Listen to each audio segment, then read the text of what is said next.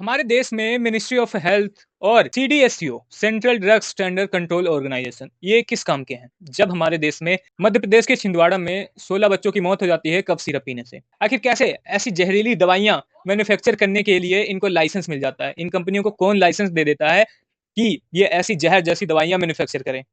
और आप देखोगे कि ये तो 16 बच्चे थे, इनका एक साथ ही हमारे सामने निकल कर आ गया। लेकिन ऐसे न जाने कितनी मौतें जो डेली बेसिस पे दवाइयों की वजह से होती हैं, उनका क्या? ये जो भी हमारे देश में ऑर्गेनाइजेशन बनी हुई है, वो कर क्या रही हैं? उनको फंडिंग मिलती होगी, ये कंपनियां एक साथ उनको पैसे देती होंगी, पैसा मिलते ही ये जो उनकी दवाइयां उनको अप्रूव करती होंगी, वेरीफाई कर देती होंगी और पैसा खा के अपना बढ़िया सेट हो जाते होंगे। लेकिन जो आम नागरिक है, आम जनता है, छोटे-छोटे बच्चे, उनकी इन दवाइयों से मौत हो रही है। और देखोगे आप कुछ टाइम बाद ये पूरा जो मामला है वो सारा एकदम शांत हो जाएगा। तो लास्टली अगर मैं बताऊँ, ये कंपनी तमिलनाडु की है जिसका नाम है सेशन फार्मास्यूटिकल्स।